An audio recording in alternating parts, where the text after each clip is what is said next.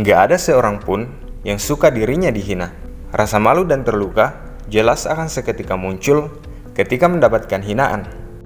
Perasaan itu sesuatu yang wajar, brosis. Malah aneh kan, kalau dihina dan sama sekali nggak terusik. Namun terlepas dari normalnya perasaan malu, sedih, dan marah, lantas gimana lo akan menyikapinya? Sikap yang lo tunjukkan bakal nentuin jalan ceritamu selanjutnya.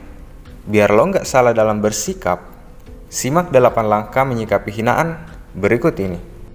1. Nggak usah marah-marah. Jika lo marah-marah, itu hanya bakal jadi lelucon selanjutnya bagi mereka. Kemarahan yang lo rasain sangat bisa dipahami. Namun jangan hilang kendali dengan marah-marah. Karena jika lo berpikir para penghinamu bakal takut melihat aksimu marah-marah, lo keliru, brosis. Perasaan orang-orang yang suka menghina itu nggak peka. Jika perasaan mereka peka, mereka nggak mungkin menghina siapapun. Maka bukannya merasa takut, mereka justru akan geli melihat lo marah-marah. Mereka akan makin menyudutkan lo dengan kalimat, "Kalau nggak ngerasa, kenapa harus marah?" 2. Jangan balas dengan menghina balik. Jika lo membalas dengan menghina balik, lo bakal kehilangan rasa hormat dari orang-orang. Orang-orang di sekitarmu dan yang menghinamu cukup dewasa untuk ngerti mana yang perlu dibela. Saat seseorang menghinamu, padahal lo nggak ngelakuin apa-apa yang bisa ngeganggu orang itu, banyak orang yang seketika berada di sisi lo. Mereka tahu siapa yang salah dan siapa yang butuh dukungan. Namun ketika lo memilih untuk membalas menghinanya, suara pendukungmu akan terbelah.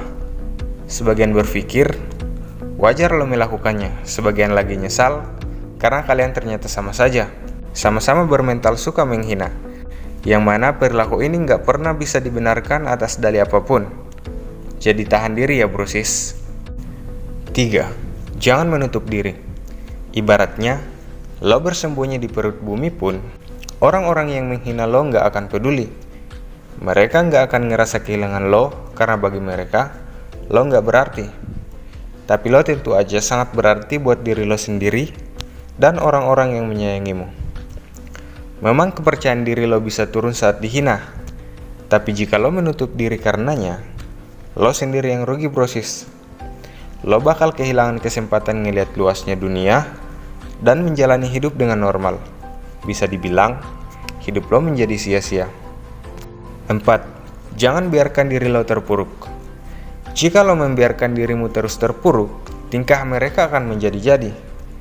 Syok setelah dihina tentu wajar, apalagi jika terjadi di depan umum, hingga bikin lo merasa sangat malu. Namun jika lo membiarkan dirimu terpuruk, makin lama itu terjadi, makin lo nunjukin ke para penghinamu tentang titik lemahmu. Karena mereka tahu lo nggak berdaya, lo nggak tahan dengan penghinaan, mereka bakal makin menyasarmu dengan cara yang sama.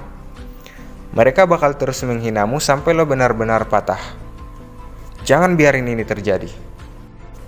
5. Jangan memelihara rasa sakit hati. Jika lo terus memelihara rasa sakit hati, lo nggak bakal belajar memperbaiki diri. Memang ada orang yang senang menghina, sekalipun nggak ada alasan yang kuat untuk menghinamu.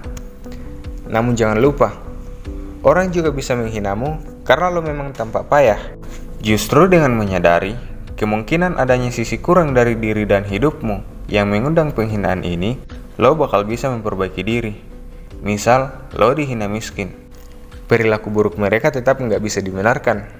Namun jika memang kondisi ekonomimu dan keluarga masih di bawah rata-rata, jadikan hinaan itu sebagai cambuk untuk lo mengubah nasib. 6. Maafkan orang yang telah menghinamu.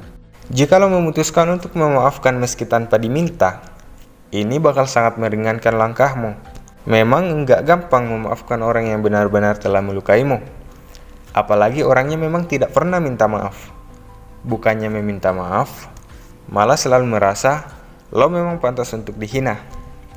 Namun ingat, lo memaafkannya bukan untuk dirinya melainkan diri sendiri. Enggak bagus kalau kamu terus diselubungi kebencian pada siapapun. Bagaimanapun, membenci saja sudah menyedot begitu banyak energimu. Untuk memudahkanmu memaafkan, anggap aja mereka memang gak ngerti betapa buruknya perbuatan mereka itu. 7. Nggak usah terlalu peduli. Jika lo bisa bersikap nggak terlalu peduli, kualitas hidupmu bakal terjaga. Kalau sama sekali nggak peduli, tentu nggak mungkin. Lo terlanjur mendengar hinaan itu. Lo juga punya perasaan. Lo hanya perlu memberi batas agar nggak memikirkannya terlalu jauh. Biar lo nggak overthinking, biar hidupmu bisa terus berjalan seperti sebelum penghinaan terjadi. Biar hidupmu nggak hancur hanya oleh karena tingkah orang-orang yang nggak penting. Jangan kasih mereka tempat dalam hidupmu. 8. Fokus mengembangkan diri. Jika memang lo harus mendendam, lakukanlah dengan cara yang bermartabat. Cara yang gak mempermalukan atau merugikan diri sendiri, namun tetap jitu membuat orang yang menghinamu menyesali perbuatannya. Caranya tentu saja dengan terus membangun hidupmu. Belajarlah menyembuhkan diri dan mengarahkan perhatianmu hanya pada hal-hal yang bisa membuat hidupmu lebih baik. Belajar dan bekerjalah dengan giat sampai kamu menjadi orang berkualitas. Salah satunya dengan menonton video-video dari channel ini. Menguatkan mental untuk menghadapi hinaan memang gak mudah. Namun setelah menyimak video ini, semoga lo makin ngerti mana yang perlu dan gak perlu untuk dilakukan. Oke, berikut rangkumannya. 1. Gak usah marah-marah. 2. Jangan balas dengan menghina balik. 3. Jangan menutup diri. 4.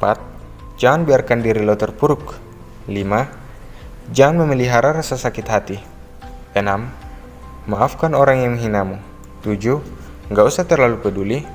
8. Fokus mengembangkan diri. Semangat guys!